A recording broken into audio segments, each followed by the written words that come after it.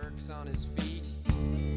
He looks up and gives me a grin and says, "Hey dude, you too must be from Marin."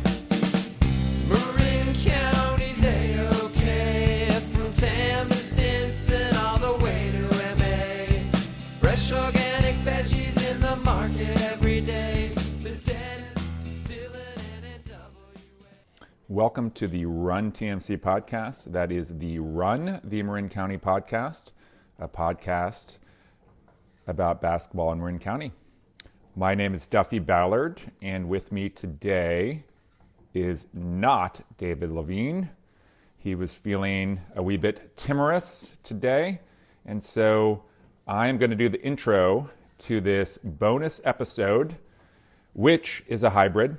We have a update midweek of the NCS playoffs, and then we are going to use the power of artificial intelligence, our Podbean AI, our Chatty G friend, to remaster episode 2 with Tom Poser and Jon Granucci, one of our favorite episodes of all time, really. And we've been doing this for a long time, ever since last October. Okay, we had a correspondent at the Branson-Clayton Valley game last night. Today is February 16th. That game was last night. And we're going to go for a report from there in a moment. It was not our friend of the podcast, Mike Mahoney. He was out of town. So we had another Branson-affiliated correspondent step up. We appreciate that. Before we get there, we are one game in to these NCS playoffs, and we have on the boys' side, really good first week. We had wins from TAM over Northgate University. I guess we're kind of counting them as a Marin team. I don't know how I feel about that. Archie Williams, we beat Encinal by 12. San Marin with a win by 10 over Pinole Valley. Marin Catholic got by Lick. Terra Linda with an upset over Fortuna. San Domenico had a very easy win over College Prep. And Marin Academy up north had an upset win against St. Bernard's. Big win. So that was on the boys' side. Redwood, unfortunately, went out in overtime against American. Very tight game. Came down to the wire there. On the girls' side, Marin Catholic had a bye. Redwood, San Marin University, and San Domenico all had easy wins on to round 2. So the second round games will be occurring tonight and tomorrow, and then we'll get into the semis next week. Archie Williams, we play a very tough Albany team. They have 20 wins already. We play tonight at Archie Williams, 7 o'clock. If you're in the neighborhood, please stop on by and check in with us. So now we're going to go and get some courtside attention from the Open Division game between Branson and Clayton Valley, the 3 and the 6 seed from last night. Excellent game. I was streaming it. There were many people there at College Marin in person. So before we do that, quick shout out. This is a freebie, but to our sponsors, Jeff Skaggs, San Domenico Basketball Camps, Karen Horstmeyer Real Estate, The Hub, love The Hub, and Medium. All right, take it away, correspondent. Duff, it's your correspondent, Dave Levine here with an update on the Branson-Clayton Valley game that I attended last night with a number of the Marin basketball cognoscenti, as Dan Dibley would say. The elite. Great game last night. Really fun to watch. Very high level basketball from Branson and Clayton Valley. Two super well coached teams. And it was an interesting chess match. Clayton Valley jumped out to an early lead. Branson made an adjustment. They subbed in DJ Armstrong to go a little bit smaller and quicker. And Branson went on a nice run. And I think, if I recall, it was maybe 14-13 at the end of the first quarter. Clayton Valley then went on a big run to start the second quarter. Clayton Valley, really skilled team. Their guards are phenomenal. They have a kid, Elijah Perryman, who's a junior, who was super impressive. I think he ended up with something like 17 or 20, something like that. Really, really good player. So they went on a run. Branson then came back and went on their own run. I believe it was tied at half or 1 point game at half. Very back and forth in the third quarter. It was tied going into the fourth quarter, and then Branson pulled away. I thought Branson did a great job of mixing up their defenses. They went into a matchup zone in the fourth quarter that slowed down Clayton Valley, and Jace Butler and TT Carr both really had nice games. Jace, I think, ended with 20. Most of those in the second half, hit some really big shots. And TT is just incredibly skilled and athletic. He had a block at the rim that was unbelievable. Also, there was a play that I loved where TT drove into the paint, came to a nice 2-foot jump stop, waited a second, and then pivoted and hit a floater, kind of a fall away jumper, 15-footer. That was a big shot. And I turned to a kid who was sitting next to me, and I pointed out that a lot of players today would have gone off 1 foot and tried to shoot a runner off balance. But TT is a fundamental player, and he came to a jump stop and made the play. So really great game for Branson. I think a lot of people in the stands were very impressed with the level of play. Branson obviously had a number of games in league where they ran away with it. So it was good to see them get tested. They're going to get tested even more next week when they play De La Salle at De La Salle. De La Salle, obviously very big school with an amazing athletic program, really good team, number of high level college level players on that team. So that'll be a great game, but congratulations to Branson, and very fun to see that high level of basketball. The college and Marin gym was electric last night. And I think one of my friends, Calvin Schneider, turned to me and said, this is the best value for sports anywhere in the world, $10, $12, and you see just really high quality sports, and it's, right in front of you. And so very cool. That's what I got, Duff. I love the podcast. Bye now. All right. Thank you, Dave. And great stuff. Branson plays again next Wednesday, De La Salle, and then they are guaranteed win or lose to move on from there, given the construction of the open division. So we are going to move on to our interview. We are skipping all of the Duff and Dave banter from that episode. So it's already a very long episode, and we want to go straight into the interview, now remastered with our friends at artificial intelligence branch of Podbean to hopefully maximize the audio output. This was an interview that we had a little player control in terms of the volume of different participants. And so here is our best shot at fixing that for you listeners. So hopefully if you listen to it once, you can listen to it again and hear it a little bit better. And if you haven't listened to it, it is in our top several interviews of this podcast today. I'm not really going to rank them right now, but anyway, so it's going to go straight to our intro, the intro to the interview with Jon and Tom. Hope you enjoy it. And before we go there, just a few more sounds of the game from College Marin last night. Take it away. All right, here we are. Here we are at College of Marin. I'm here with Rowan Albin, who's going to tell me his thoughts on the Branson 62-50 victory over Clayton Valley. Go, Rowan. What do you think? I thought it was a really good game, and both teams played really well. What do you think about Branson's chances moving forward in the open division? I think they're a good team, but they're going to also go up against really good competition. I agree. And we have Eric Albin here. I think he's related to Rowan Albin. Eric, what are your thoughts on the game? Great game. Two really well-coached teams. Tightly played through the three quarters, 39-39 going into the fourth quarter. And Branson just made more plays down the stretch, and they ran out of gas. Their top player cramped up with about 3.5 minutes or so to go. Yeah. And there's some great coaching changes that Branson put in throughout the game. And just some great basketball, high-level basketball. And Branson Bulls prevailed. They just played a better game and executed down the stretch in the fourth quarter in particular. Well said. Awesome game. Super fun to watch. Thanks, guys. All right. So, okay, it's time for us to do the intro part of the intro where we intro the interview. Let's intro the intro. Yeah. So we actually spent, a good amount of time in this interview talking about both the backgrounds of both of these gentlemen, but we'll do a quick one here, and I wanted to hit on a few things.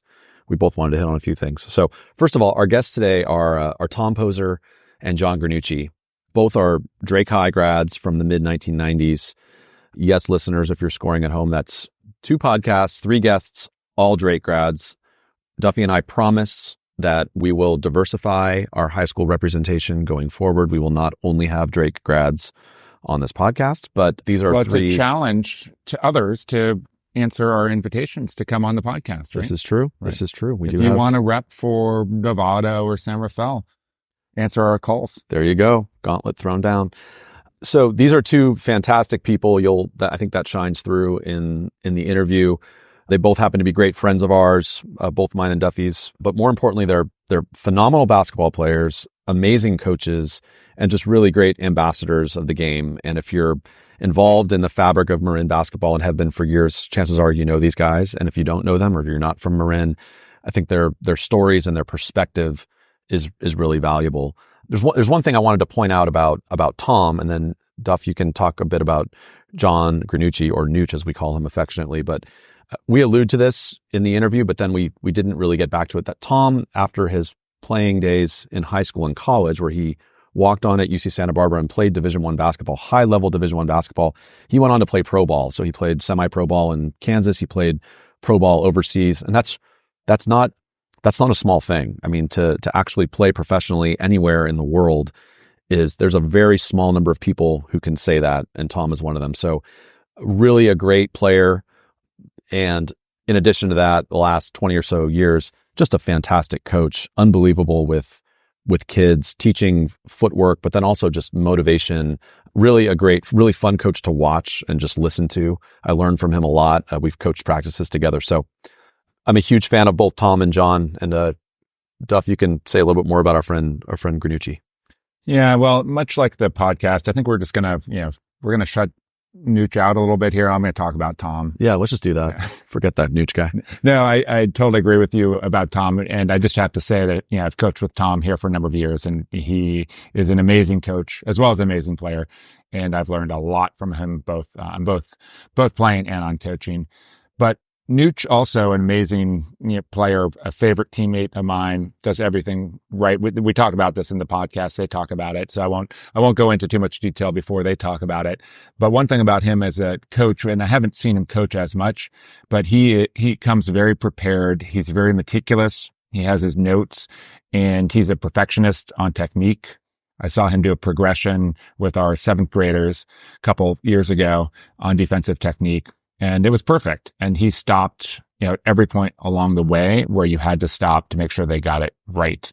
And he commands the respect when I've seen him run clinics that the kids listen, which, it's easier said than done to get that when you're coaching.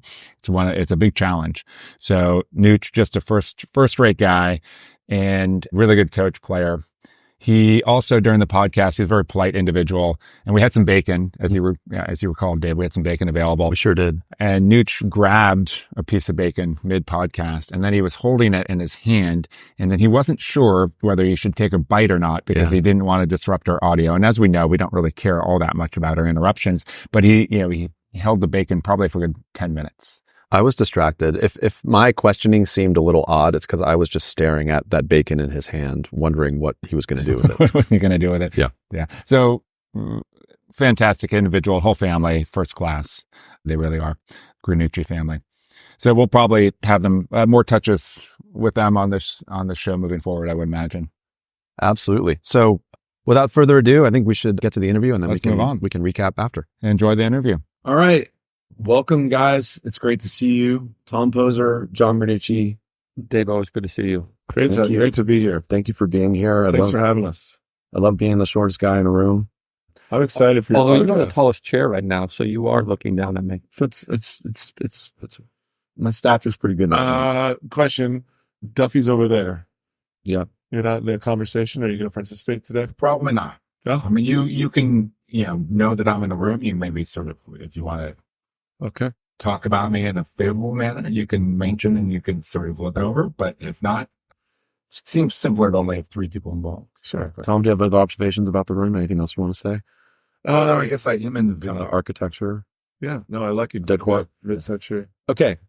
Tom and John, thank you guys for joining us. It's great to chat with you. You both have what I think are really interesting, compelling stories about your basketball lives, but they're not traditional stories. And that's why we thought it would be fun to have you guys on. So I'll do a quick background on each of you, and I'd like you to jump in and correct anything that I get wrong. But we'll go in order of height. So Tom's going to go first. Great. I'm ready. Tom is 6'7". So Tom, you grew up in Marin County, Yes. in the west, on the west side. Yeah, San Samuel, Fairfax. Sounds San like Fairfax. Yes, sir. You played CYO basketball growing up, but you were multiple sports, right? Tennis. I played every single sport because I think back then we all played every single sport. It was the seasonal approach to sports. There was no travel, anything from my experience anyway. Right. And I played a little bit of basketball, but I only played 2 years CYO. So interestingly, and not to jump ahead, Tom played pro basketball. Just to get to the bottom line here, there are not many people in the world who can say they pulled a paycheck playing basketball. Tom is one of them. Tom, in CYO, you were on the B team, right? Well, John and I debated about this because I remember being on the B team and not playing, but John reminded me that we only had one team, and also I didn't play on that team. So John was the star of the team. He was unique and special and very talented at a very young age, and I was not. We'll get to John. John, just drink your coffee over there. Okay, so Yeah, bad at basketball is the bad at basketball. That's right. Go to high school at Drake, and listeners, I promise we will have guests who are not Drake High grads. We're 3 for 3 on Drake grads now in our first 2 episodes, but Drake is, as we've said, the mecca of basketball in Marin for many years. So Tom went to Drake, and you were a JV player through your junior year. Is that correct? I was on the freshman team my freshman year. Yep. And again, did not play very much. My sophomore year, I tried out for JV and I was cut. I did not make the JV team as a sophomore. And I offered to carry the bags and be a ball boy, and with the idea that I would earn my jersey. And halfway through the season, I asked for and was given my jersey. So I played the second half of my sophomore year on JV. And then my junior year, there was a group of us juniors, including Johnny, he was clearly varsity. So he played varsity as a junior and played. I was one of the juniors that stayed down on JV. And I did very well that year, as you might imagine, being a junior on JV. Yeah. That's But, our listeners we're talking to players, parents, youth players, high school kids. People are so hung up on, got to make the A team, got to make varsity. You're someone who played pro basketball in your junior year when most players are going to play varsity. You play JV. You didn't say, crap, this sucks. You made the most of it. You dominated. And then your senior year, you're on the varsity. You're a contributor to a team that wins the Northern California Championship, right? Yeah, and I think when I was a little bit younger, I used to sort of brag about playing Division I or playing pro. And now that I'm sort of coaching and teaching and running some CYO programs and mentoring young people, I've sort of changed that story, not to being the successful side of it, but more the perseverance and resiliency side of it. Right.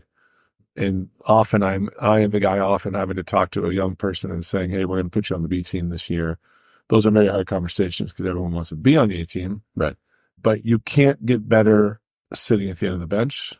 And the JV as a junior thing for me was a B team thing. I did not make varsity. The other way to look at it is I got cut from varsity. And I had an incredible season. I learned how to play basketball because I got to shoot and score and run and touch. And I'm convinced that had I been on varsity that year, I would have never advanced beyond that point because I would have been at the end of the bench and never played. So that was, you have these breakout years. For me, across 30 years of basketball, that's 40 years of basketball. Yeah. That's crazy. We're old. Yep. Right. I've got, 3 of those years were breakout years and like advancement of your basketball skill set. And that was my first one in my sort of lineage. So. And I'll just really quick too, but part of that, Tommy, I think is your approach to that. You set ego aside. You really understood where you were in your development, and you accepted that. I think you could have made that varsity team, but probably, as you said, maybe not have played as much, but didn't develop. but because you put that ego aside, you understood where you were, you accepted that allowed you to take off in that year. So it was kind of how it played out, but also too how you approached it.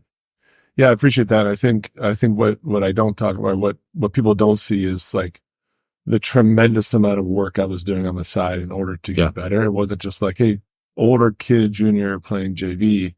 That's when I started that you have to run hills, you have to run stairs, you have to lift weights, you have to play one-on-one against older players. In the summers, we coach Pirate Camp, and I would challenge Mike Hayward to one-on-one at lunch every day. And he would just crush me consistently forever. And that, to your point, I'm trying to be this great player, and I'm choosing to get my butt kicked in front of the entire camp every single lunch. Right. Until I finally got him. Right. And I remember the moment I got him. It was a special day. Right. So how old were you? I didn't really get him until I was out of high school. Yeah. I was playing junior college at City College of Santa Barbara. I must have been 20. And obviously he is 10 years older. Yeah. For our listeners, first of all, we throw out Pirate Camp. Drake High School has summer camp. It's still there today. It's called Falcon Camp because Drake is now Archie Williams Falcons. It's a day basketball camp over the summers. John and I met there when I was in fourth grade, I think. John was in third grade. Tom and I met there. Every kid in Marin has either gone to Pirate Camp or knows somebody who went there. And it was run by Pete Hayward, who was a longtime Drake coach, won state title. We talked about Pete with Mike Fulton and his son. Mike Hayward, phenomenal player, played at University of Washington, was freshman of the year in the Pac-10, and Tom kicked his butt when he was 20. No, okay. Barely finally edged by him. But he was on his, now that I'm older, I understand the start of the decline, and I was on my way up. And I was hungry and hunting. And look, he's the greatest, I think he's probably the greatest player to ever play, Drake / Archie. Statistically, his state titles and unbelievable. Yeah. So he's that guy that should kick your butt forever, and he did. So but that's part of the journey, I think, is you pick someone out who's significantly better than you at basketball, and you play them as often as possible. But this is a cool theme, and Johnny, I promise we're going to get to your background too. But it's a great theme for all of us. Tom, so when we were with Fulton, we talked about Doug DeVore, Buck Chavez, two unbelievable players, all of them played pro. Not great high school players, decent high school players, really blossomed after high school. Same can be said for you. So you get out of high school, you play junior college ball at Santa Barbara. Well, I was at UCSB, and I tried to walk on. It did not make it my freshman year. Yep. And I was on the water polo team. And then my sophomore year, I tried to walk on. It did not make it. And I went into a little bit of a basketball mental downhill spiral.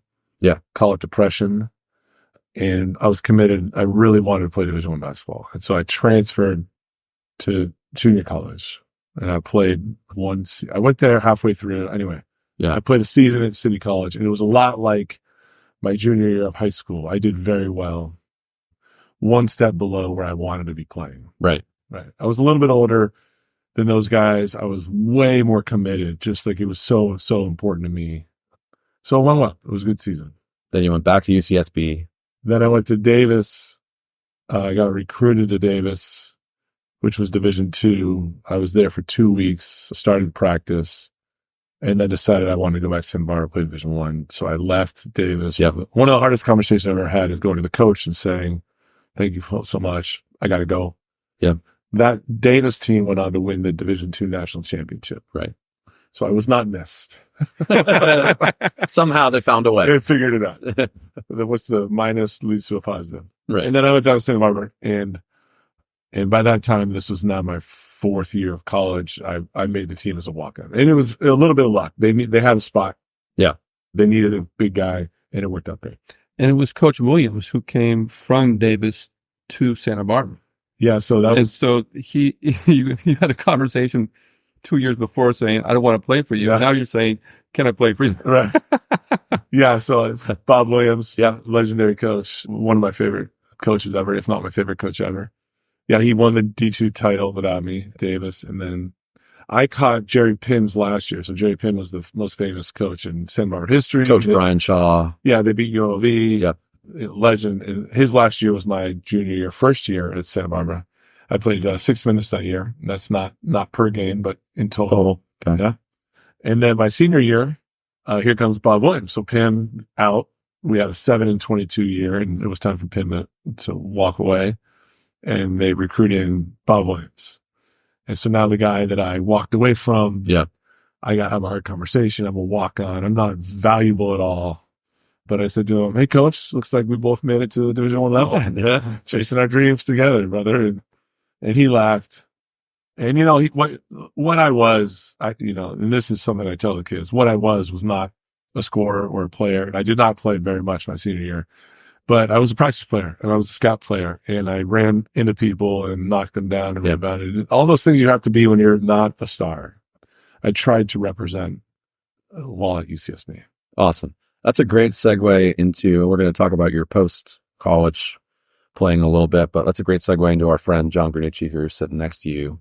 Because when I think of players who I've watched and played with, Jon is someone who just does everything right on the court. He is not a 25-point-a-game star. He's not flashy. He just does everything right, and that's because he has lived his life playing basketball. And there's nobody, all four of us here, Duffy's in the room as well. We all play together on an adult league team. No offense, guys. I love you all. My favorite teammate is Jon. Jon's 6'5". He does everything right. As I say, he plays defense. He can guard anybody, right? He can guard a point guard, can guard a post player. He passes the ball. He moves beautifully on the floor. He's unselfish. He's a great teammate. He sees things. So, Jon, let's talk about your basketball history. Yeah. Just like Tom's not a straight line path that we typically see. First of all, you're one of 5 Granucci siblings. That's correct. All 5 of you played at Drake and were really good players at Drake. Yeah. And I like to consider myself the worst out of the 5. I disagree. My 2 sisters played 4 years of varsity. My 2 brothers played 3 years.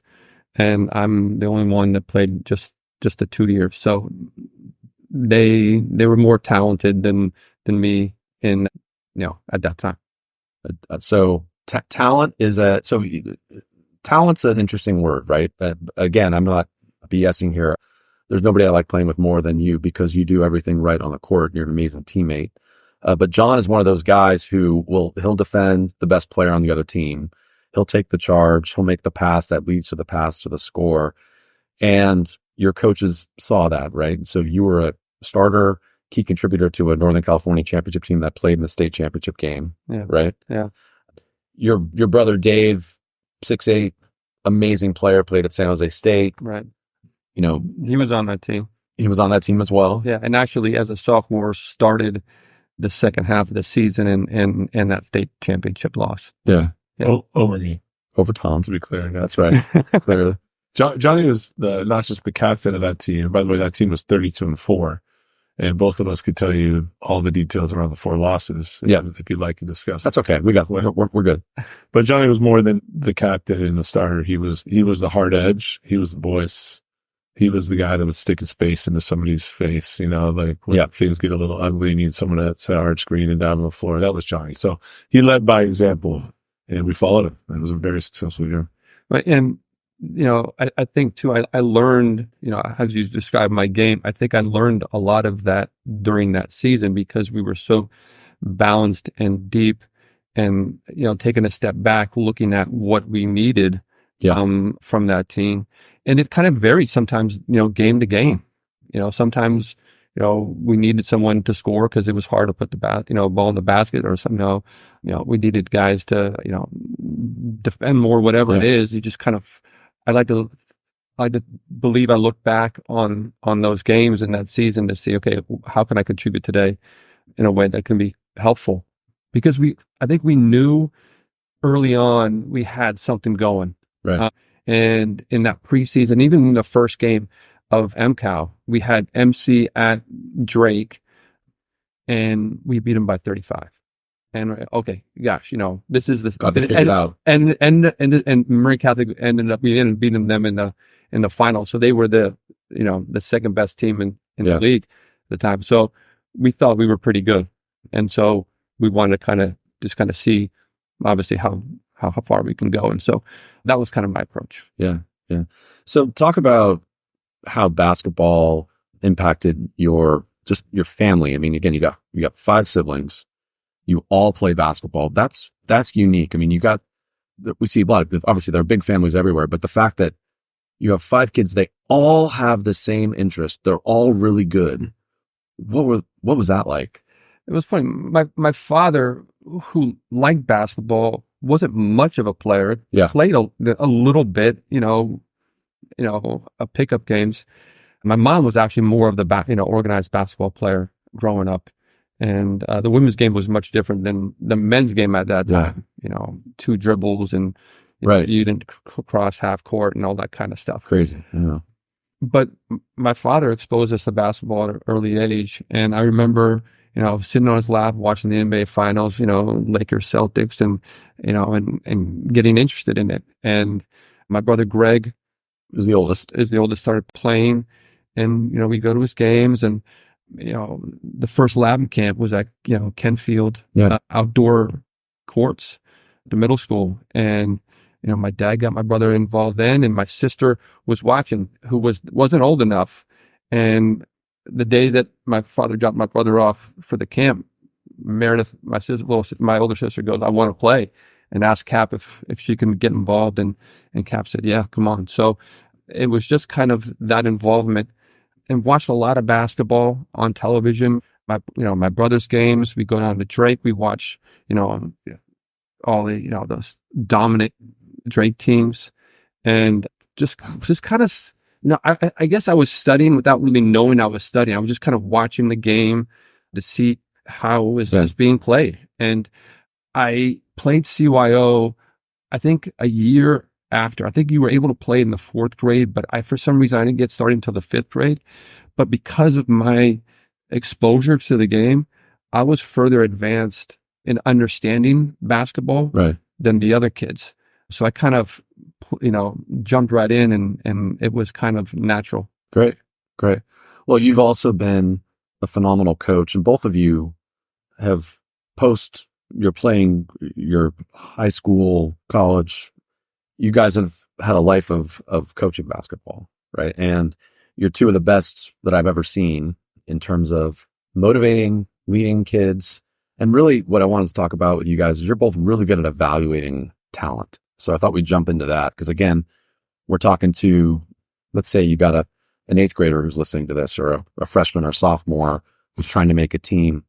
You 2 both have been in situations where you've been in a gym of 25 kids and you got to pick 10 to make a varsity team, right? Tom, you've coached at the high school level.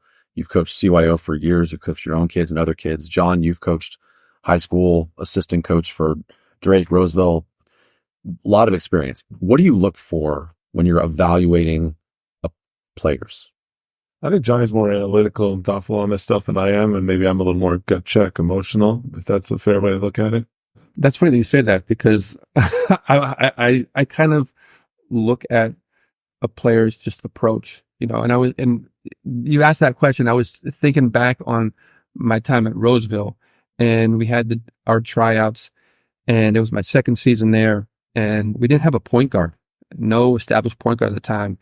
And the first day of tryouts, this kid comes in. Sorry, for you listeners at home, point guards used to dribble the ball up and leave it to somebody else. That's right.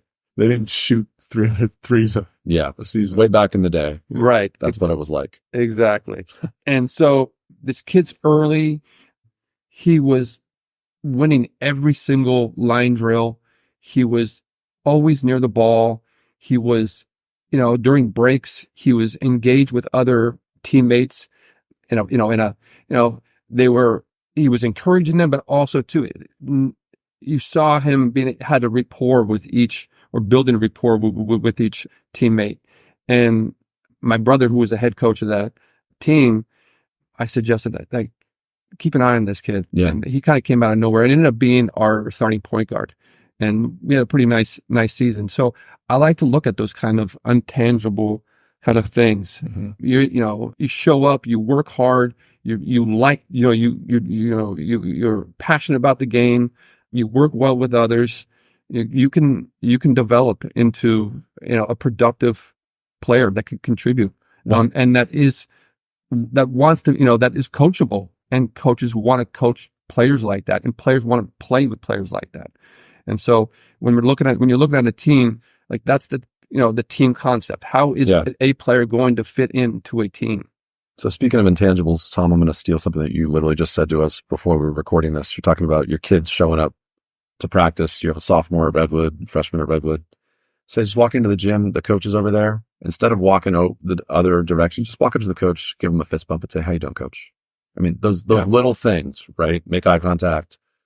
Yeah, you got to remember that you are one of 14,000 million kids that they have to see today. They might have had a bad day. They have a real job. They're not thinking about you at all. You're not a superstar. There are no superstars. Obviously, there's some kids that are automatic A-team kids and automatic varsity kids, and you know who they are. But you have to set your brand. It's a little bit of a PR campaign. Yeah. You have to set a standard for who you are and who you're going to be viewed as across time. And first off, Johnny's answer was as good as the answer I've ever heard on this ever. Yeah. It was perfect, right? That was beautiful. And I agree with all of it. Just real world examples on that. Redwood had what they call evaluations freshman year. And there's no such thing as evaluations, right? So I left work early. I called my wife. I said, hey, I'm taking Charlie to evaluations. And I just got 15 minutes in the car with him. And I said, listen, man, there are no evaluations. This is a tryout. This is the first impression. Yeah. So you got to walk in this gym early. It'd be good if you're already sweating. Your shoes better be on. I don't want to see your phone in your hand. You got a bunch of friends, and some of them are going to want to chat or look at their phones. And those are great kids, but you are going to stay away from those kids. And the first thing you're going to do is find all the coaches and say, hey, how are you? My name is Charlie. Fist bump them and walk away. You don't need to do anything more than that. And then you have to find a reason to dive on the court during this 1 hour you're in there. Yeah. I don't care what the reason is. Find a reason to be the one kid in the gym that hits the floor. And then your reputation for the next 4 years is hardworking. He's a dog. He'll hit the floor. You said it. When you walk in with your slides on, talking to your buddies, looking at your tiki-taki, you are forever that kid. Fancy spaces? Yeah. That's right. You're forever that kid. Right. And I ran a tryout. Again, we don't call them tryouts anymore because we're a sensitive society now. Evaluations, which is fine. I get it. I'm on board with the terminology and the nomenclature. But I ran a 5th grade CYO tryout. And you know me, I'm a little too intense about this stuff. And it's a really serious tryout. And you know how it works, right? There's 40 kids in that grade. And we make one A team, and then we make 3 even B teams. Well, we already know everyone has a fair shot, but you already know the 6 or 7 A team obvious kids. Mm-hmm. And you already know sort of the 27 B team kids. There's this group of 6 in the middle. We call them the bubble kids. And you're either going to be A or B. And that's really where the whole evaluation is about. The secret sauce on evaluations is often it's just about 6 kids, 6 to 10 kids. And then you hope to get surprised. Right. And, there's this one kid, he's always been sort of the bubble kid and the 10th kid. And I'm like, hey, this is probably the year he doesn't make it. And that's okay. And then in the evaluations, we're going 4-on-4 full court. He dives for the ball on one side, pops up, sprints and dives on the exact opposite sideline, pops up. And I said in the back of my mind, he's in. Yeah, that's it. Because it's the 10th kid. It's the 9th kid. So don't I want the kid on the floor? Don't I want the kid who's first to the huddle? Right? Do I have to motivate the 10th kid? Right? So, hey, Tom, just for our parents out there, if they're confused about, diving on the floor and what that means. I mean, think about a game. Sometimes one possession is the difference between winning and losing a championship. And if there's a ball that's on the floor, we call it a loose ball, and someone leans over to pick it up and somebody else dives on that ball, gets the ball, calls timeout, saves possession for their team. That leads to a basket. That leads to a championship. That one possession, that's why coaches love kids who will sacrifice their body, dive on the floor for that loose ball. Well, and that's John, right? And that's why we were so good in high school, because he wasn't just the leader and the voice and the captain. He led by example, and he dove on the floor, and he'd rip the ball out of people's arms. And so those extra possessions, we had a game, was that NCS Finals, the big comeback game? This we're flashing back. When we were down 12. Oh, yeah, that's the semifinals. The numbers keep growing. But of course. For today, we were down 74 points. 2 minutes off. We were down something like 12 in minute 10 in an elimination game. I think it was NCS Finals. It was down in San Jose. Semifinals could be beat. Was it Cappuccino? Vanden? Vanden, that's Yeah. right. Anyway, that game, you just do not come back from 12 down with a minute 10 without a tremendous amount of luck. They have to miss, you have to make. Right. But somebody's got to rip the ball out of someone's arms, right? So there's one play in the middle of that comeback. And I remember being conscious of like, are we really doing this right now? This is insane. You're fouling on purpose. Yep. They're missing free throws. You're hitting threes. Like that's the rhythm, right? One time though, the guy dribbles down the middle of the key and this is a layup, time to foul. Johnny doesn't foul. He just rips the ball from the guy's hands. And that's the difference, right? That rip, if he fouls, it's a free throw Right. and you lose. Right. Season over. But he chooses a different path. He makes a smart play and rips. And that led to us ended up in the state finals, right? We won three more games after that or something. Just one more, and then stay fine. And that kind of stuff shows up when we're in evaluations and we see a kid sprinting down the court to get back on defense, or you blow the whistle or huddle up and the kid that sprints to get into the huddle, right? And instead of walking or kind of strolling, those little things, that's how those plays happen, right? Yeah, and you get back to brand and reputation. So the current head coach at Archie Williams High School is a gentleman named Russ, right? Great guy. What's power? I was running a clinic at Pirate Camp, Falcon Camp a couple years ago, and it's me yelling like an idiot in the middle of the court. You've seen me do this. I just sort of lose my mind and try to get everybody going full speed. It's a good description. Yeah, none of it really makes sense, but it's full speed, Right. That's the idea. And I'm yelling something ridiculous like, who wants to go? Who, just full-throated passion. And there's probably 120 kids in the gym. And I'm trying to Jedi mind trick them. And I turn around and look to my right, and Russ is standing next to me, dripping wet, sweating. And I was like shocked, like, oh my God, there's someone else on the court. And it's Russ. And why is he sweating? Right? But he's committed to me. He's committed to being in the moment, working as hard as he can. Yeah. Selling it, setting the example. Yeah. Right. And I will never forget that. And that's that sort of brand thing, I think, that matters a lot. So we talk to your kids, it's not dive on the court to trick a coach. It's just be the kid that dives on the court. Sure. Play that way. Yeah. Whoever plays that way plays better. Absolutely. We can sniff out fake hustle, can't we, Coach? Yes. So my coach in high school, Jonas Honick, who Duffy Ballard. we talked about. I'll be back next episode. Way to go, Duff. My Branson High School coach, Jonas Honick, legendary coach, multiple state titles. Fulton talked about him, had a great saying that I still remember. When there's one time in practice where I made some flailing attempt and I dove on the floor unnecessarily. And he said, Levine, flamboyant, yet ineffective. Right. Which wins all day. Yes. It wins all day over lack of flamboyance. Yes. My hardest struggle, I think all of us probably agree on this, the hardest thing for me as a coach is to motivate someone who doesn't play very hard. And I haven't figured out how to do it. And I listened to your last podcast. Yeah. Fulton does it with love. The previous generation did it with negative reinforcement or whatever. That's the term. Yeah. And I've had kids in the third through, and I don't know how to do it. I've chosen love the last couple of years. Yeah. Duffy Ballard has helped me with that because he has we coached together recently for the CYO, and he's got a real nice mentality to him. Johnny's got that same thing. Yes. Johnny calmly pulls a kid aside and has a real nice conversation. Yeah. I'm trying to learn how to be that version of coach because yelling at a kid to play hard is not playing hard. It does not work for sure. So you guys are both really good at teaching skills. So John, I said last podcast, Duffy's the best shooter in Marin history. Johnny, you're up there. You have a beautiful stroke, great shooter. It looks good. Doesn't always end in good results. Flamboyant yet ineffective. You walk into the gym and the first thing that you do is you grab a ball and you stand 2 feet in front of the hoop with one arm and you're working on your form. Yeah. And we were talking about this with Fulton, that kids today, the Steph Curry effect, they grab a ball off the rack and they go out to 32 feet and start heaving them up. And you literally with one arm, perfect form, and you do that for 5 minutes. Yes. And then you start stepping back. And after 10 minutes or so, now you're shooting. I want my kids to learn shooting from you. Tom, you are the best footwork teacher around that I've ever seen. You're amazing at working with post players. You're great working with guards too, but your footwork is unbelievable. So thank you. Skills training, right? And we talked about this with Fulton too. skills training is really important, and working on shooting, working on footwork is great. You two both were forged. Your games were forged in the salt mines of the outdoor courts at Drake. That's Playing pickup against older, stronger guys who would kick your ass. Right. Is that lost in today's game? Like when you're looking at players today, we don't have the outdoor courts, the runs that we used to have at Drake High outdoor courts, right?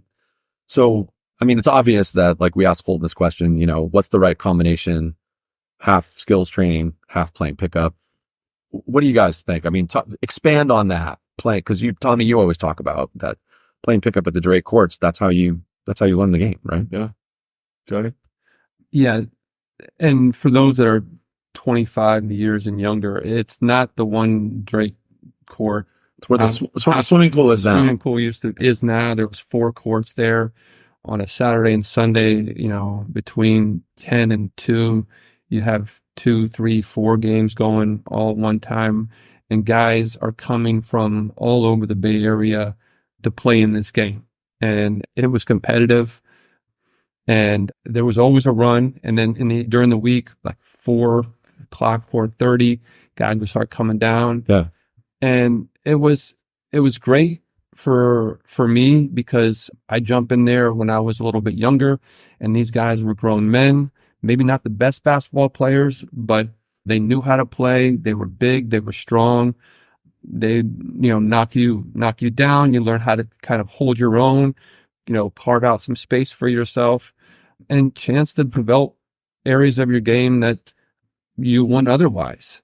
I like to kind of look at that opportunity, even going back, even if I were able to do it all over again, to be really more mindful of, approaching those games as an opportunity to develop my skills in the sense of, okay, today, I want to work on, getting the ball back to the basket and those moves, or how to get to the hit from the perimeter, or guarding a smaller guy, or guarding a bigger guy, or whatever it was, just something that I want to improve on, and just kind of focus on that.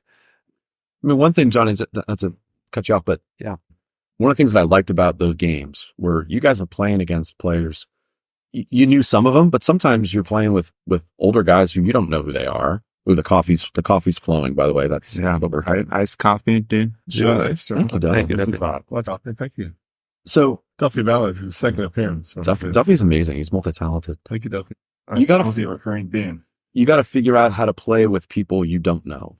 And that's one of the beautiful things about basketball is it's kind of this universal language where you can walk on a court in, the middle of Croatia and there are 9 guys and you're the 10th and you got to figure it out, right? And you pass and screen away, you pass and cut to the basket, you play help side defense. It's this universal language. And those Drake outdoor courts, you're playing against these guys who you don't know, or women, and that builds your maturity. It helps you grow up, right?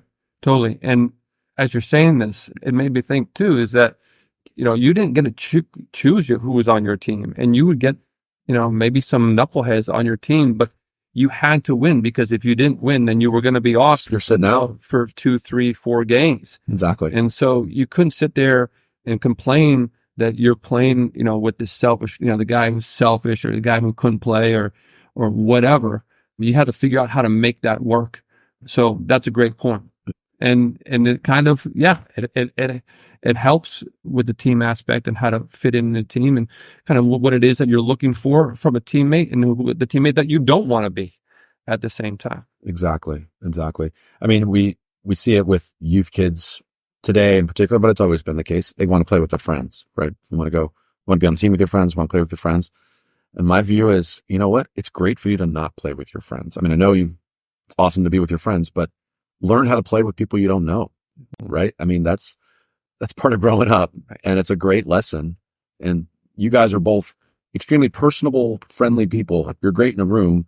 I think that your guys' experience playing basketball against strangers your whole lives has helped inform that ability.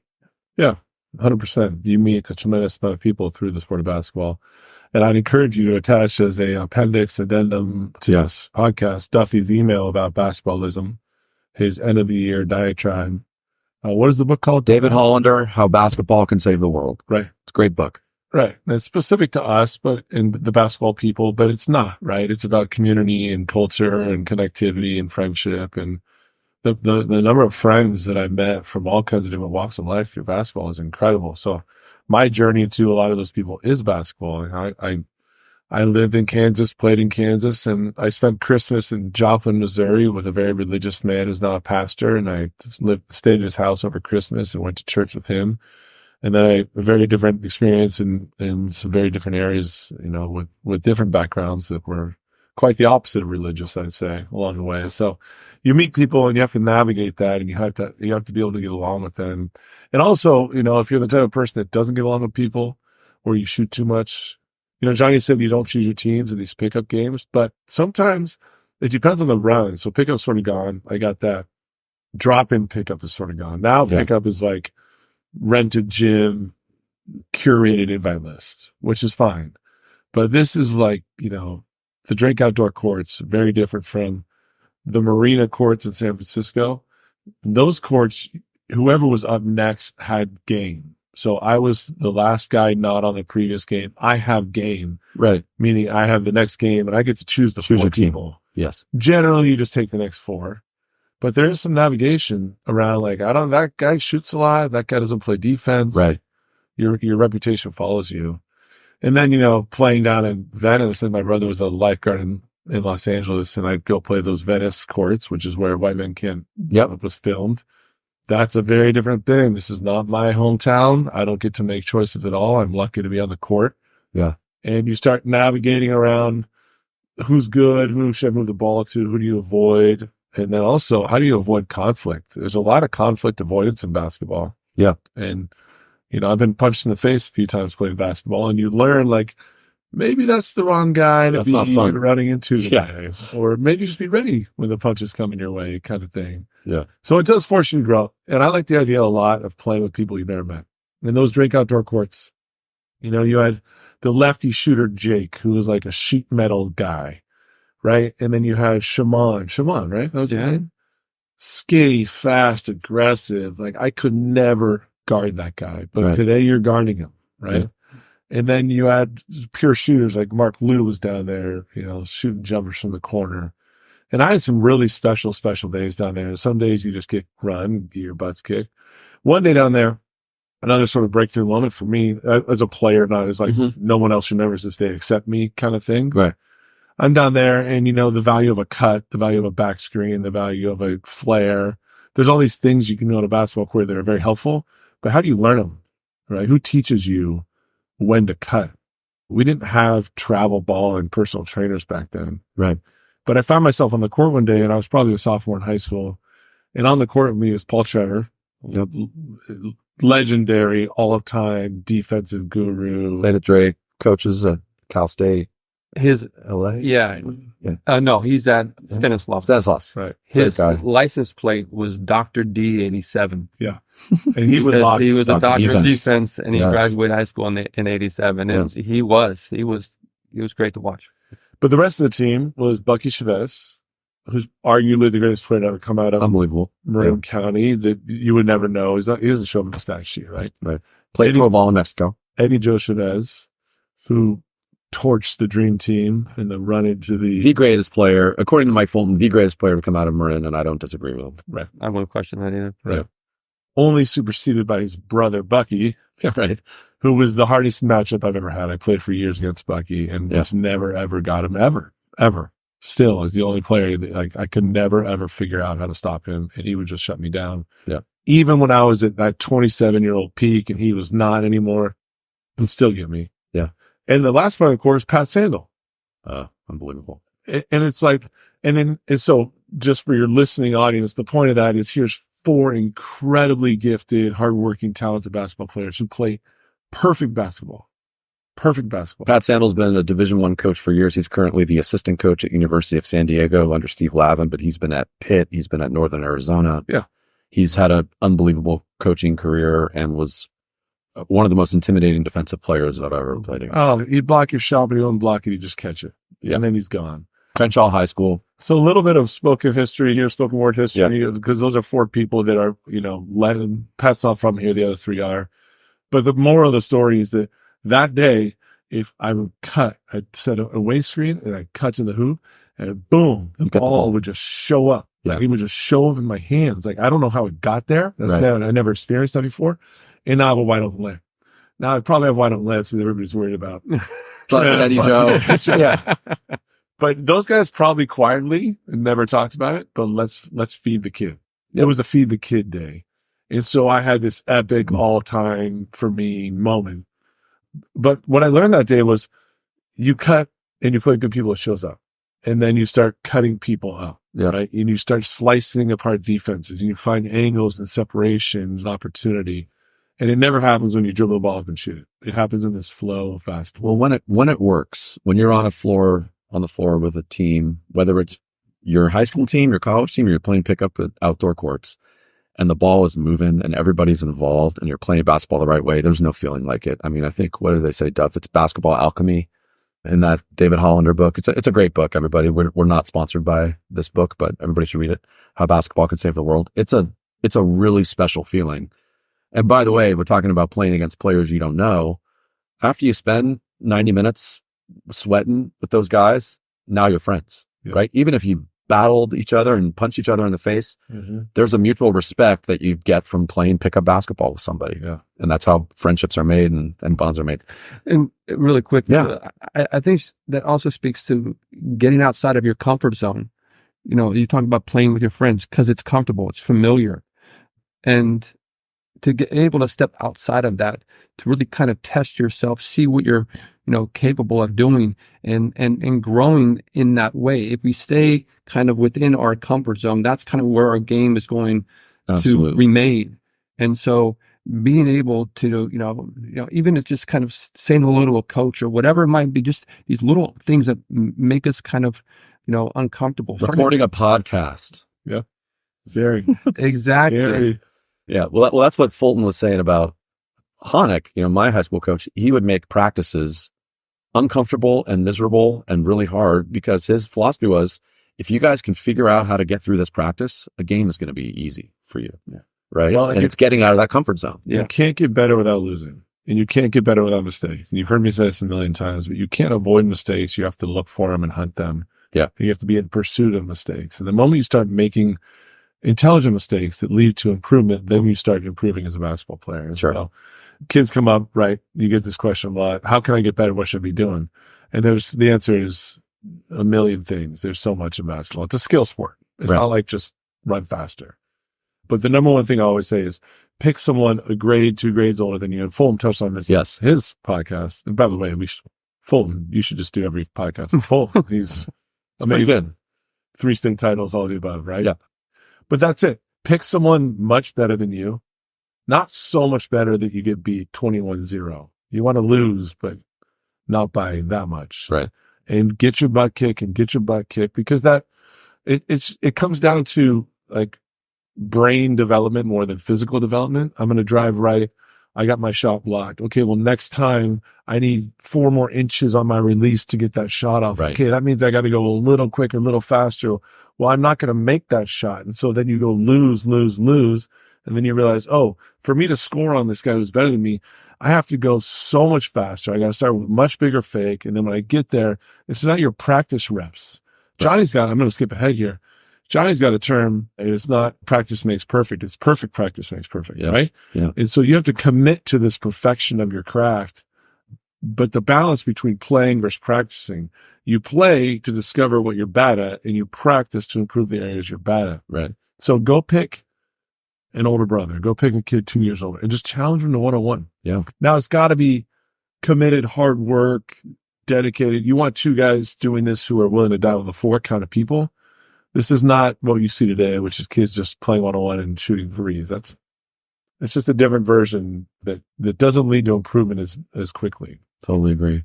So we only have a few minutes left here. I could talk to you guys for hours, but I would like, Tom, first, I'd like you to quickly tell the Olajuwon story, because this is kind of a unique one. I mean, growing up, Hakeem Olajuwon was your absolute hero. You would watch videos of him. He was how you modeled your game after. And why don't you tell the story of what happened to you recently? Yeah. Well, yes, Hakeem is my favorite player of all time, and I think he's the greatest big man of all time. Statistically, that's not true, but from a footwork and skill perspective, it's absolutely true. Yep. And I've modeled my entire existence off him. And I do several things on the basketball court well, several things not well. The one thing I do, the best thing that I do best is score on the low block. Yes. That doesn't translate to playing defense on the low block, unfortunately. So I found my limit along the way. But anyway. You can set a good screen too, Tom. Oh, thank you. Velcro, can you Velcro a guy? Hey, by the way, I never heard the term Velcro until I listened to your podcast. You're welcome. And I didn't know nail was to mark the court. So I knew I'm the nail. Tom, we want to entertain, but we also want to educate and inform. Okay, tell your illogical I will story. tell you, I really Velcro that guy. He doesn't really sell what happened in that collision. No. A little more violence than that, but I enjoyed that. Yeah, so Chris Ballard, Duffy's brother, who's a journalist and a Renaissance man like Duffy and like Dave. You guys are very talented, educated, awesome people. He's a Sports Illustrated writer, and he's writing an article on the lost art of the big man. I call it the lost art of the big man. I call it the resurgence of the big man, although that's not what he labeled it as. And I got to fly to Houston. He was scheduled to interview Hakeem Olajuwon, the greatest post player of all time. And I was the gentleman who was lucky enough to be on the court. And Hakeem and I played one-on-one. We laughed. I cried. He made fun of me. He blocked my shot. He stole the ball from me. And it was the greatest 2 hours of my life. And I told my wife when I got home, I love you, baby. But that was the greatest day of my life. I got to meet my hero and play basketball with him. And I've been teaching kids how to play the way Hakeem plays forever. And I've never had anyone teach me how to play like Hakeem because nobody does that. Yep. I've never had a post coach do that. It's always drop step, baby hook, drop step, counter. So for you young players out there, you know how to Google. Duff, people know how to Google. You're going to go to Google, and the first thing you're going to do is YouTube Hakeem Olajuwon footwork and just watch videos of him in case you haven't seen him play. But then I encourage you to Google Hakeem Olajuwon, Tom Poser, Sports Illustrated, whatever. Find the article. It's an unbelievable read. And it's not often that we get to meet our absolute heroes. I mean, that is a unique experience for you, and we were really psyched for you. And the article does a great job of explaining how you guys work together, and it's super cool. Yeah, we're making it sound like the article was about me and Hakeem. I was a small piece towards the end. It was about the big man and Jokic and Shaq and Hakeem and the art and how it's really a narrative about how basketball shifted away from the basket. Yeah, yeah. But I snuck in there, which was an incredible moment for me. Awesome. Okay, Johnny, we're going to go to the lightning round. Oh. No, The fastest. the lightning round last time was not lightning.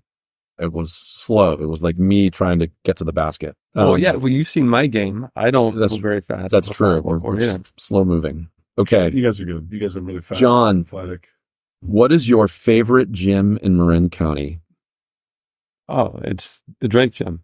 Yeah. Even though it's been kind of had a facelift, but before all of the redos in that gym, you just walked in and it just smelled like basketball. Even after all the paint and this and that, all that, it still has that feel. Maybe I'm biased. I grew up in that gym. Yeah. I feel like that's my second home. So that is my favorite gym. Okay. You have, what's the greatest Marin high school basketball team ever? Well, it's got to be the A2 Drake team. Tom, disagree? Agree? I was going to go with the 1994 32-4 NorCal champion. Tell us about those 4 losses. Do you have detail on that? And I was responsible for one of them. That's okay. I'm going to go in. And let's move on. And Mike said the 82 by far. I don't think there's any question. I thought we were pretty good, that 94 team too, Tommy. But maybe that's after 30 years of reflecting back on it and losing some of the. There have been some really good teams. I mean, Honeck had some amazing Branson teams. Not my team was fine. We were really good, but won a couple state titles with Oliver and McNally. Those teams were pretty good, pretty athletic. Marin Catholics had some unbelievable teams over the years. So yeah, there've been some good teams, but I agree. I think the Drake ones. But the 82 team was undefeated. And were they undefeated the year before? Maybe they took one loss. No, one loss. And then they'll go on to win. Drake will go on to win 87 or 86 games and league games in a row, something like that. Yeah. And that's the birthplace for us, right? I know this is a Drake heavy, Archie Williams heavy podcast, but the truth is we were talking about blessed from a basketball perspective. We grew up at Pirate Camp being taught by the people who didn't lose a league game for 5 or 6 straight years. Those were the people. Steve Spencer teaching a defensive slide drill outside, short shorts, hairy legs, stance, right? Mike Hayward teaching post play at Pirate Camp. Like, you talk about opportunity and time, that doesn't exist for most people. We're very lucky. And really quick, I know this is the lightning round and we're coming to a dead halt here, but like we are really lucky because at that time, you know, guys like Pete Hayward, he wanted to expose kids to the game and give them an opportunity to play. Yeah. If it was in their camp or if it was in the adult league and high school leagues that he had over the summer, that exposure was for everybody, just to have them be part of the game. And you three guys here are continuing that. And that's not everywhere you go. The game was taught the right way then. You guys are now teaching it the right way now. And, you know, these kids, if they know it or not, they will at some point, how blessed they are to have this opportunity. So, well said. Yeah, that's, I'll leave it at that. Okay, final question in the lightning round, which is Duff. We're lightning through this, aren't we? That's their name. Your dream team, you and 4 others going to play in the blacktop at Drake.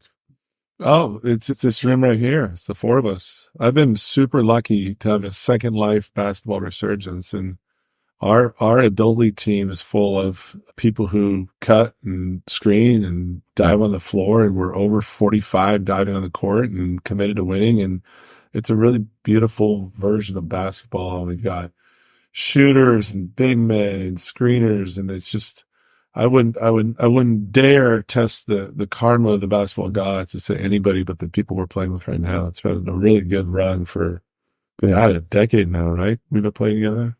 Yeah, it's great. Yeah, basketball is a way to build friendships, which is what Duffy and I have talked about a lot. One of the reasons we wanted to do this podcast in the first place. And here we are in our mid to late 40s. Some of us are over 50, and we're still playing together. Yeah, it's still fun. And the amount of text traffic and email traffic and brain space that we use about thinking about these silly rec league games that happen on Tuesdays and Thursdays, you'd be shocked. Well, just as important to me is the 5th grade game with Johnny. 5th grade is 10. You're 10 years old in 5th grade, something, right? Yeah. So Johnny and I started playing basketball together in 86, right? 1986. I don't know how many years ago it was, but it was a long time. And here we are, right? Having a cup of coffee and eating some bacon and talking hoops. So yeah, this basketballism, man, it brings you together. And that, you know, and I think about that all the time, and, you know, how blessed I've been to be able to play this game, to play the game with the people that I care about.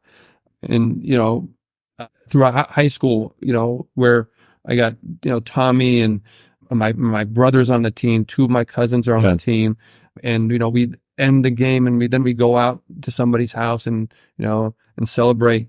And then you know, some iced tea, some Pop-Tarts. Yep. Okay.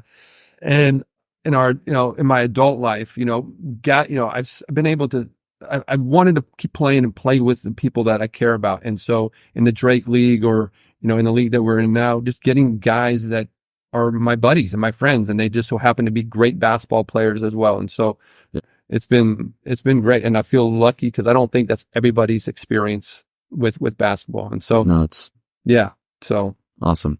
Well, thanks you guys. As always, we could keep talking, but I think we should, Dave. I think we should have them do their whiteboard, chalkboard moment. Oh, Don't you think?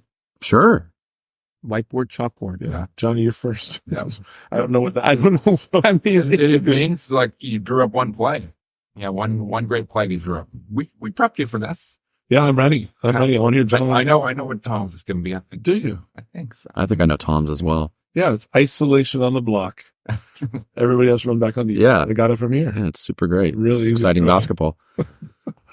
Yeah, I haven't drew up a play in 25 years, so I'm the worst guy to ask this question. But I'll just go with Tommy's. I'd dump the ball in Tommy and go back on defense. Yeah, that's great. Because that's usually how it goes. Because once he gets the ball, he's not going to pass it. So there's no reason to stay down there. I'm learning how to be a good teammate. All right, Tom, what's your chalkboard moment? Well, you know what it is, Dave. I'm glad you brought this up. It's a very important part of my life. Duffy and I coached an 8th grade CYO basketball team very recently. Season just ended last season. Dave, you were not on the coaching staff, but you were secretly an assistant coach / head coach on that coaching staff. It was, as you get older, you start living vicariously through the kids. And to get back to the idea that the ball moves around, when it moves around as a coach, it's even more rewarding than when it moves around as a player. When you see it happen, it brings, I get a little emotional. I get a little teary about stuff like that, and I love it. So I had a championship game against Marin City, Paul Austin. And I want to be here when you film the History of TAM podcast, if you don't mind, because that'll be fascinating. Yeah. Going back to Jerry Mack and Brian Murphy and Paul Austin and Kamani and all these guys, that's going to be a great day.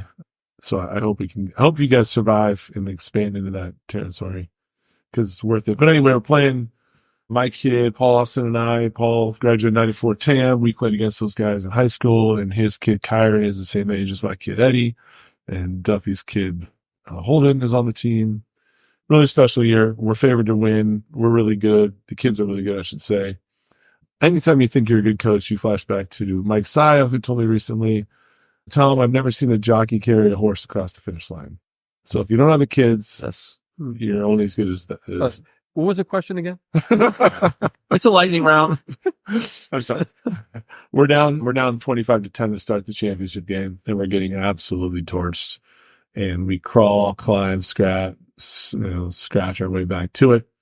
And we need a bucket. We're down to with some version of 12 seconds to remain in regulation. And I drop a play. And in hindsight, I'll shortcut the story. It's a play that Dave Levine has stolen from San Domenico basketball, girls with Mike Fulton. So who wrote that play? You, Mike? Fulton wrote the play. It got transferred into Dave's brain, and it got transferred into Duffy's brain. And Duffy wrote up the play in the preseason, but he put it in as an early offense fast break, right, Duffy? Is that fair to say? Yeah. And then somehow, I'm not a very bright man, I'm not as educated as you guys are, but it made its way through my thick skull and into my brain. And then I had an epiphany, and I thought it was so bright and brilliant, but it came from Fulton to Dave to Duffy to me. So it's called 2. Yep. We didn't have a name for it, but we drew it up. And we put the ball in our best player's hands, dribbling, if you're facing the basket, from the left to the right side across the free throw line, right across the nail. Mm-hmm. There you go. And we had a staggered double screen. So there's a screen at the free throw line elbow. And we knew this team was going to switch everything. So we forced our first switch right there. Mm-hmm. They did like we wanted them to. They switched it.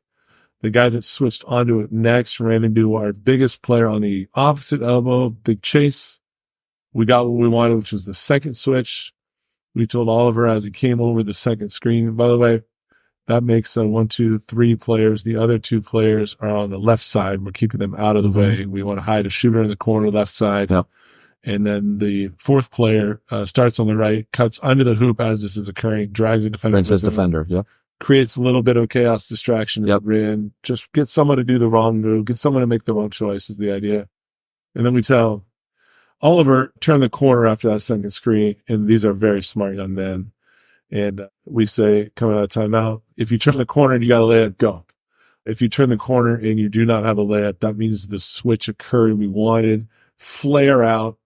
The big man standing in the second screen rolled, hit him, Velcro level screen, Duffy, and rolled perfectly to the rim. And the dribbler flared out to the 3-point line, dunked into the big guy. But then my favorite part is he caught it. He calmly did a hop step, not a drop step, moved both his feet, banged his left shoulder into the defender to create a 45-degree angle. Shout out to Tachiki, our first Tachiki reference. And he kissed. It's just a beautiful, soft, easy right-handed layup off.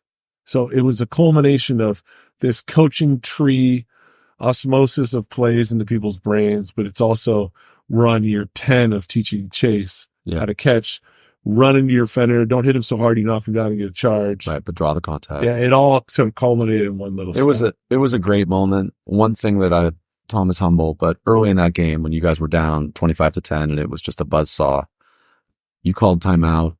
It's chaos. And all you're saying to your kids is, we're fine. This is good. We're fine.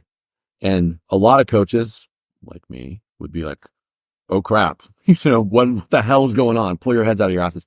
You were just positive, next play mentality, and your kids just slowly dug out of it and figured it out. And little things make big changes in momentum in basketball. And you guys fought your way back. And then that last play was awesome. What I liked about it is after that game, you said, yeah, I saw that play somewhere. I think I was watching TV, and I said, no, you got that play from me. That's right. So yeah, no, and that's how basketball works. These things flow into you in some meaningful way. Totally. And I wish I had remembered that play and ran it 25 times prior to that. It just worked out great. We needed a bucket. Yeah. Put the ball in your best player's hands, but create a situation that allows them to have success, multiple options, right?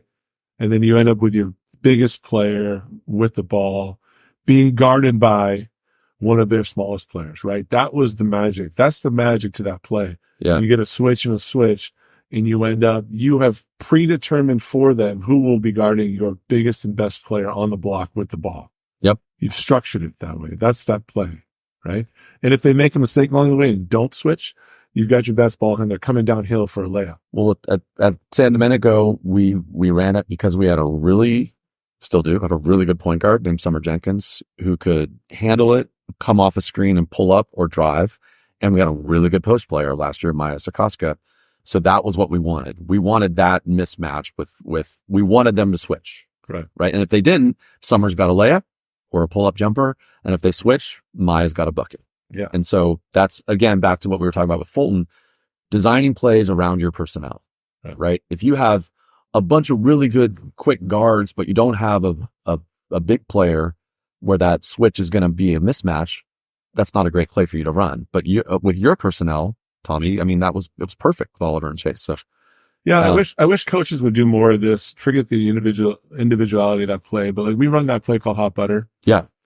Which is both guards, opposite sides, run through the key. It's just a bingo where both guards go through the key out the other side, right when the ball crosses half court with the point guard. And then the two post players set back picks for the first cut and down screens for the next cut. And what you've got now is all 5 players in motion, right? And you've got 1, 2, 3, 4 screens happening before the first pass happens. Yeah. Someone's going to make a mistake defensively. So you've got what you want, which is motion and speed and chaos. And you've got a defense that doesn't know what's coming or where the screens are coming from. And the moment they figure it out, you go opposite with it. Right. Right. But then to get back to your pickup versus skills, I like this training now of cones and chairs and all that, but you got to go out there and get hit, knocked down, and run around. And that's my number one with these kids. You got to go play. Yeah. You got to play. Learn how to make decisions. And you got to play without coaches. Right. That's what's not happening. Playing in a gym without coaches is just not happening right now. Yep. Absolutely. All right, guys. It's been fantastic. We might need to have a version 2 of We didn't Redux. get to, the player that Tom least likes having him guard him. Right? Yeah. Hint. It's the guy sitting next to him, Jon Granucci. Thank you, Tom and John. The odds of you guys recording this are about 25%. So we might just be starting over. Right. It's time. All right. Thank you guys. Thanks, guys. for having me. Okay. Thanks, Duffy. Thank you. Fantastic. I'm still going. Now I get to talk to myself. Good job, guys. I realized I was eating bacon at the end. Hey, Dave, what do you think of that interview? That was... I thought that was awesome. It's going to be a recurring theme that we're going to say, man, we could have talked to that guest for hours, but that one, I really felt that way. I thought it was a great conversation. Thought they both said some really insightful things. I love how John talked about playing in the outdoor courts and creating some space for yourself and carving out some space for yourself.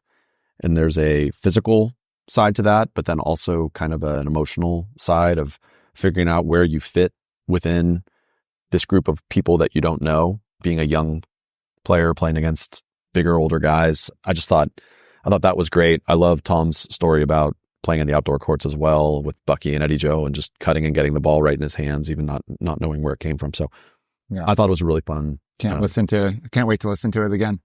Yeah. And basketball is pretty unique in my opinion. At least I'm biased. I think you are too, about it creates situations like that where you have to sort of figure out your role in a team in a way that other sports don't so much. And part of it is the nature of it being 5 people on the floor together and it being a very fluid game, positionless. We'll probably talk about, this a lot more in the podcast, but I was glad to hear that come up and also hear Tommy talk about that play. And one thing as a coach, just watching Tom draw that up, sure, it was a play that had been somewhere had been in the background of our minds and we had maybe put in before, but he brought it out at the right moment with the right personnel on the floor for our team, but also the opponent. And that is something that is really hard to do, I think, because you can have prepared a play. You could have prepared a play against an opponent, but to be able to toggle to a play that is the right play in that moment against what the opponent has been doing that game, that really does require sort of thinking on the fly. What Tom and Jon both do really well as players and as coaches is they slow down when things get chaotic. And it's something that I'm learning to do in my life is when things are hectic to slow down and not get lost in the moment. And that was a situation where it was a packed, loud gym. It was a championship. It was an 8th grade championship. Your son, Tom's son, Scott Chichiki, the other great coach on that team, their son, this is the last CYO game they were going to play together. There was a lot riding on that moment. You're down to 12 seconds left, and Tom had the ability to slow down and think and find that play in the recesses of his mind and draw it up. And the kids had the presence of mind to slow down and execute it. Yeah. I thought that was super cool. It's beautiful. Yep. All right. Time to wrap it up, Dave. We have a new segment, the outro segment, and it's going to be called the Player Control Foul. And this is a segment where after we listen to an episode, we realize we weren't 100% correct. We effed that up. And that we're going to own up. So you have one and I have one. I'm ashamed. I apologize. I mentioned with Fulton that Redwood was the only gym in Marin that had stands behind the hoops. I woke up in the middle of the night a couple nights ago in a cold sweat, realizing, oh my goodness, Tam High has stands behind the hoop. And then I quickly went through all the other gyms. I don't think any of the other ones do. I apologize profusely if that's the case, but I want to apologize to the Tam High students, coaches, alumni, fans. I was wrong, and I admit it. Written apology is on the way. Absolutely. Okay. Well, good job owning up. I am going to call the player control foul on Dave, but really on me because he overinflated my shooting ability in the first episode. Now, I do like to shoot the ball, and it does go in sometimes, but I will have to relinquish the title that you tried to give me because yesterday I went 1 for 7 from the field. Duffy, it's like the difference between weather and climate in the great climate change debate. One day does not make a trend. You had one bad night or one day. You're still the best shooter in Marin, Duff. All right. Well, we're going to have to keep working on this particular. I think Bobby Mitchell might have something to say about this. Okay, so we'll see. We'll have to have him on, see what he has to say. Be a good debate. So yes, this is a new segment. I'm hoping that we limit the content in this segment going forward so we don't make any mistakes. But anyway, another great episode. Thanks again to Tom and Jon for sitting down with us and sharing their stories. I thought that was awesome. And thank you for listening, sticking with us. This is the Run TMC Basketball Podcast, the Run the Marin County Podcast. Ed Burke's on his feet. He looks up and gives me a grin and says, Hey, dude, you too must be from Marin. Marin County's A-OK, from Tam to Stinson all the way to MA. Fresh organic veggies in the market every day. The Dennis, Dylan, and NWA. Your life is made of a million moments. Moments of delight. Moments of relief. Every year, Medtronic Health Tech transforms the lives of 74 million people. And we're just getting started. Because health powers your life, and tech powers your health. Medtronic is making more moments possible.